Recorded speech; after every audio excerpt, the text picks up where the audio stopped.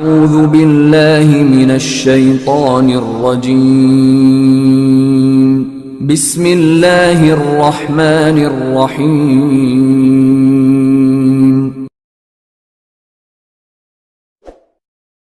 حضرت ابوذر غفاری رضی اللہ تعالیٰ عنہ مشہور صحابی ہیں جو بعد میں بڑے زاہدوں اور بڑے علماء سے ہوئے۔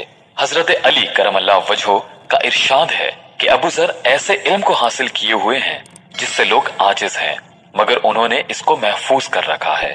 جب ان کو حضور اقدس صلی اللہ علیہ وآلہ وسلم کی نبوت کی پہل خبر پہنچی تو انہوں نے اپنے بھائی کو حالات کی تحقیق کے واسطے مکہ بھیجا کہ جو شخص یہ دعویٰ کرتا ہے کہ میرے پاس وحی آتی ہے اور آسمان کی خبریں آتی ہیں، اس کے حالات معلوم کریں اور اس کے کلام کو غور سے سنیں۔ وہ مکہ مکرمہ آئے اور حالات معلوم کرنے کے بعد اپنے بھائی سے جا کر کہا کہ میں نے ان کو اچھی عادتوں اور عمدہ اخلاق کا حکم کرتے دیکھا اور ایک ایسا کلام سنا جو نہ شعر ہے نہ کاہنوں کا کلام ہے۔ ابوذر رضی اللہ تعالیٰ عنہ کی اس مجمل بات سے تشفی نہ ہوئی تو خود سامان سفر کیا اور مکہ پہنچے اور سیدھے مسجد حرام میں گئے۔ حضور اکرم صلی اللہ علیہ وآلہ وسلم کو پہچانتے نہیں تھے اور کسی سے پوچھنا مصلحت کے خلاف سمجھا۔ شام تک اسی حال میں رہے۔ شام کو حضرت علی کرم اللہ وجہہ کو خیال ہوا کہ ایک پردیسی مسافر ہے۔ مسافروں کی، غریبوں کی، پردیسیوں کی خبر گیری، ان کی ضرورتوں کو پورا کرنا ان حضرات کی گٹھی میں پڑا ہوا تھا، اس لیے ان کو اپنے گھر لے آئے۔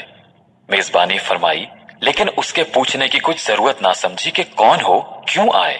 مسافر نے بھی کچھ ظاہر نہ کیا۔ صبح کو پھر مسجد میں آ گئے اور دن بھر اسی حال میں گزارا کہ خود پتہ نہ چلا اور دریافت کسی سے نہیں کیا۔ غالباً اس کی وجہ یہ ہوگی کہ حضور اکرم صلی اللہ علیہ وآلہ وسلم کے ساتھ دشمنی کے قصے بہت مشہور تھے۔ آپ کو اور آپ کے ملنے والوں کو ہر طرح کی تکلیفیں دی جاتی تھیں۔ ان کو خیال ہوا کہ صحیح حال معلوم نہیں ہوگا اور بدگمانی کی وجہ سے مفت کی تکلیف علیحدہ رہی۔ دوسرے دن شام کو بھی حضرت علی رضی اللہ تعالیٰ عنہ کو خیال ہوا کہ پردیسی مسافر ہے، بظاہر جس غرض کے لیے آیا ہے وہ پوری نہیں ہوئی، اس لیے اپنے گھر لے گئے اور رات کو کھلایا سلایا، مگر پوچھنے کی اس رات بھی نوبت نہ آئی۔ تیسری رات کو پھر یہی صورت ہوئی تو حضرت علی کرم اللہ وجہہ نے دریافت کیا کہ تم کس کام سے آئے ہو، کیا غرض ہے؟ تو حضرت ابوذر رضی اللہ تعالیٰ عنہ نے اول ان کو قسم اور عہد و پیمان دیے اس بات کے کہ وہ صحیح بتائیں، اس کے بعد اپنی غرض بتلائی۔ حضرت علی کرم اللہ وجہہ نے فرمایا کہ وہ بے شک اللہ کے رسول صلی اللہ علیہ وآلہ وسلم ہے، اور صبح کو جب میں جاؤں تو تم میرے ساتھ چلنا، میں وہاں تک پہنچا دوں گا، لیکن مخالفت کا زور ہے، اس لیے راستے میں اگر مجھے کوئی ایسا شخص ملا جس سے میرے ساتھ چلنے کی وجہ سے تم پر کوئی اندیشہ ہو تو میں پیشاب کرنے لگوں گا یا اپنا جوتا درست کرنے لگوں گا، تم سیدھے چلے چلنا، میرے ساتھ ٹھہرنا نہیں، جس کی وجہ سے تمہارا میرا ساتھ ہونا معلوم نہ ہو۔ چنانچہ صبح کو حضرت علی کرم اللہ وجہہ کے پیچھے پیچھے حضور صلی اللہ علیہ وآلہ وسلم کی خدمت میں پہنچے۔ وہاں جا کر بات چیت ہوئی، اسی وقت مسلمان ہو گئے۔ حضور اقدس صلی اللہ علیہ وآلہ وسلم نے ان کی تکلیف کے خیال سے فرمایا کہ اپنے اسلام کو بھی ظاہر نہ کرنا، چپکے سے اپنی قوم میں چلے جاؤ، جب ہمارا غلبہ ہو جائے گا اس وقت چلے آنا۔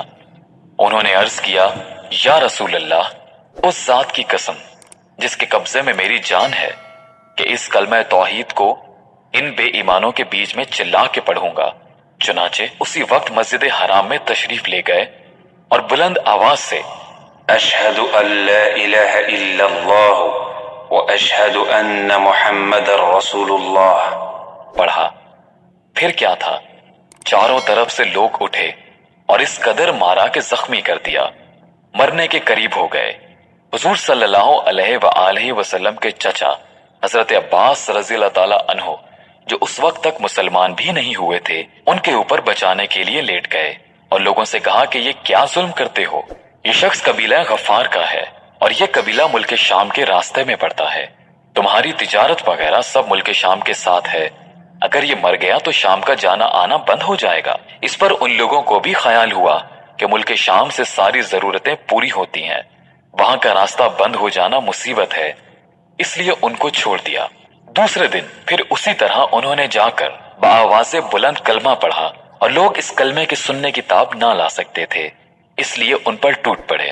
دوسرے دن بھی حضرت عباس رضی اللہ تعالیٰ عنہ نے اسی طرح ان کو سمجھا کر ہٹایا کہ تمہاری تجارت کا